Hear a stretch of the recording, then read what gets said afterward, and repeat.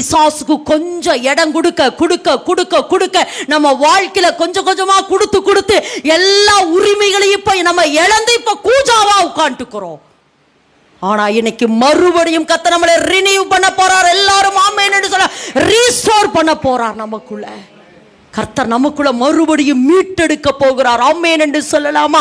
ஆமென் என்று சொல்லலாமா? இப்பதான் நம்ம இந்த இடத்துல எதை இழந்தோம்? எல்லாத்தையும் என்ன செஞ்சோம்?